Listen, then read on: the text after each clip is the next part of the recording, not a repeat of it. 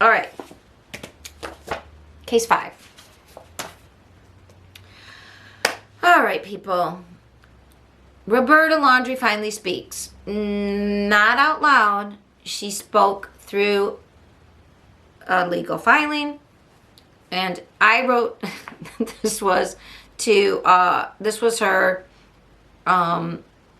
motion to CYA for the burn after reading letter. If you don't know what CYA means, cover your, and then imagine what the A stands for. Something that rhymes with grass. All right. She is providing an affidavit as anytime you speak legally. It is like you are testifying, so it is under oath. In support of a motion she wants a protective order for this letter that she wrote.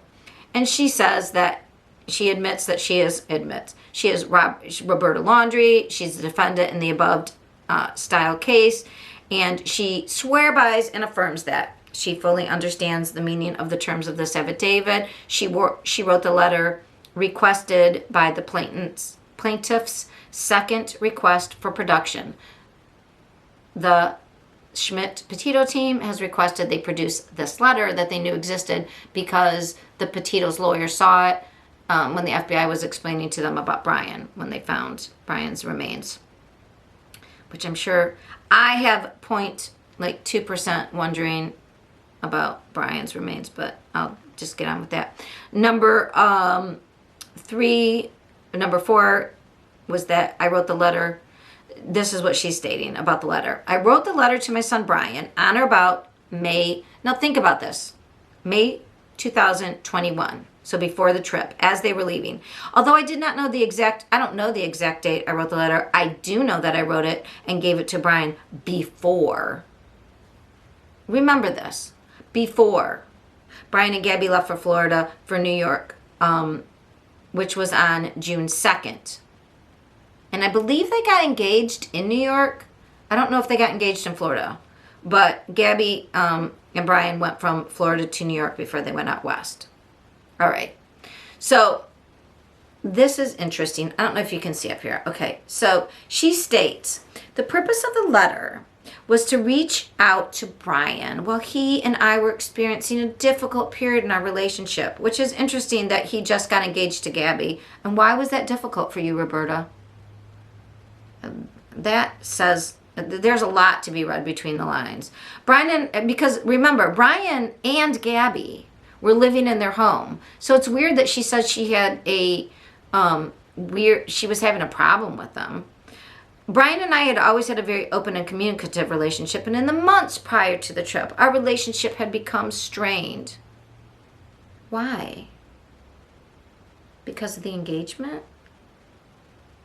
Or there is another thing that I think, which if you've watched my videos about Brian Laundrie before, is Gabby's friend Rose had said that Brian heard voices and it kept him from sleeping. He was an insomniac because the voices were keeping him up. And he is the age to have been experiencing the beginnings of schizophrenia. He was obsessed with the author that wrote Fight Club. And Fight Club is a story about a man who is schizophrenic. I am wondering if Roberta was seeing these signs.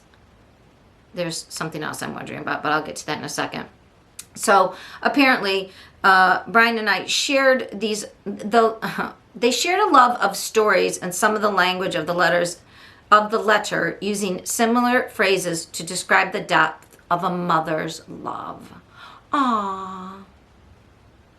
Do you feel sorry for her?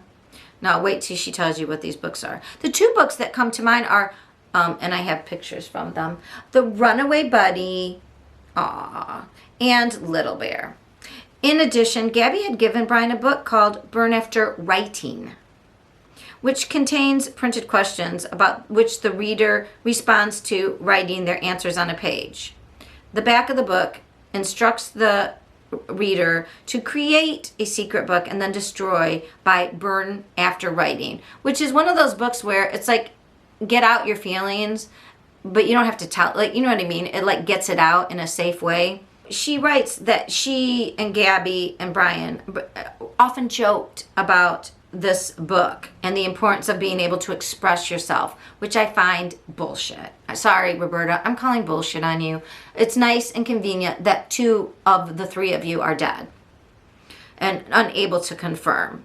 I don't believe that write, burn, and repeat had anything to do with read and then burn the letter, because that's very different. If you were embarrassed or simply did not want anyone to know your thoughts or feelings about the book, offered a perfect resolution by telling you to burn it. So she's setting the stage that, I wanted to talk to Brian and tell him how much I loved him, and then he should burn it. So, Roberta, you were embarrassed that you loved your son so much?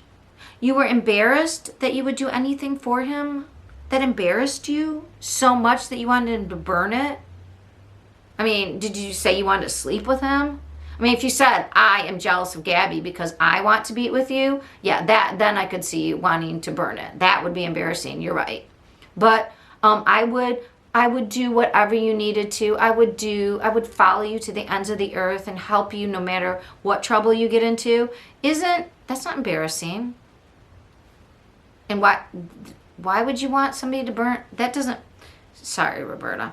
Okay, and then she goes on to say, in short, I was trying to connect with Brian and repair our relationship as he was planning to leave home, and I had hoped the letter would remind him how much I loved him. Okay, but burn it. I want to remind you how much I love you, but please burn this after reading it.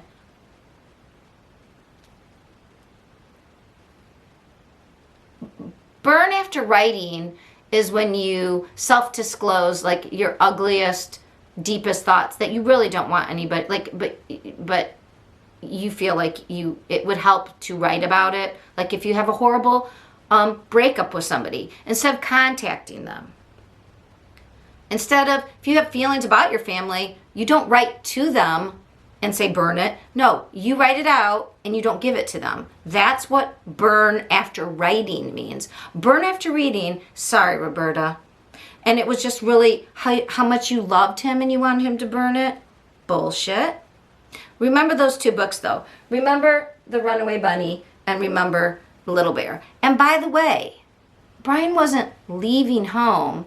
He got engaged to his fiancée and they were going on a second trip out west. They'd already done this once.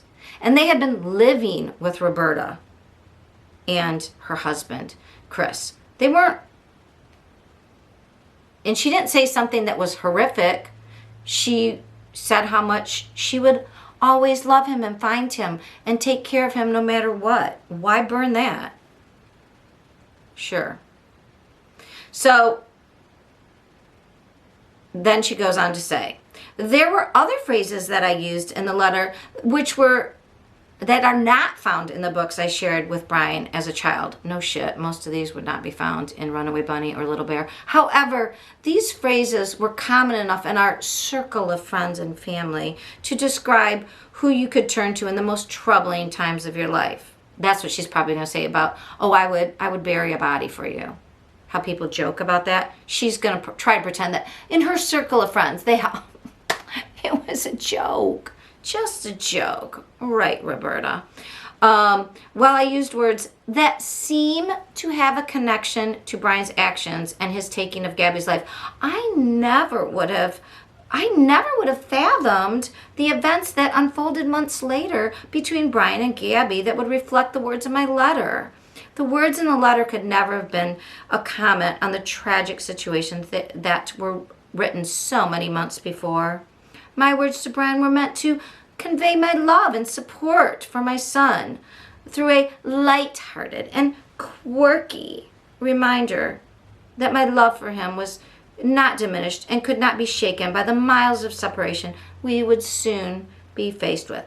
And you can't fully see it, but on the title there, I wrote that if Roberta really wrote this months aware, what it really shows is that she was fully aware that there was domestic violence and Brian had potential for deadly consequences. She ends by saying, although a few words in the letter are being quoted by others as having a connection to this case. All the words are taken together in the context of the reason the letter was written to show that there was no connection. In addition, there have been speculations that the letter was in Brian's possession or in his backpack when he died, insinuating that I gave it to him as he left my home September 13th, which you lied about and said it was the 17th at first, Roberta. So let's get that straight. And I don't believe it was the 13th either. I believe it was like as soon as he came back from Fort with you and your family, but let's not split hairs. But it is not true because the FBI had the letter in their possession and questioned members of my family about it prior to October 20th, 2021, when my husband and I found Brian's remains in the reserve. And let's just talk about how you and your husband found Brian's remains after the FBI, the state police, the local police had been looking all over. Of course, you sent them to a different area, not where Brian's car was originally found. And you sent them way later, but still, really weird that you were able to walk right into the reserve and within 20 minutes, oh, look, here's Brian. Sorry, FBI, that you couldn't find him. Roberta. Reputa, the Buta. Okay, Jay Giles fans, you'll know what I mean. So, what I wrote here is that Roberta seems to think that if she gave Brian this letter as he and Gabby left for this van trip, that it exonerates her. But in reality, it shows that she was aware of the domestic violence and was worried that the worst would happen, letting Brian know that she would find him wherever he was and help him bury the body. Yeah, I don't think this helps Roberta. Reputa. Her last little thing here is that I repeat that the letter I wrote to Brian before he left with Gabby for their fateful trip was nothing more than a private communication between myself and my son, and I never expected anyone else would read it. In some way, I did not want anyone else to read it, as I knew it was not the type of letter a mother writes to her adult son, and I didn't want to embarrass Brian. Right. That is why I wrote burn after reading on the envelope, and I knew that Brian would know what that meant. I now appreciate that he actually kept it. Oh, it's enough to make you want a drink.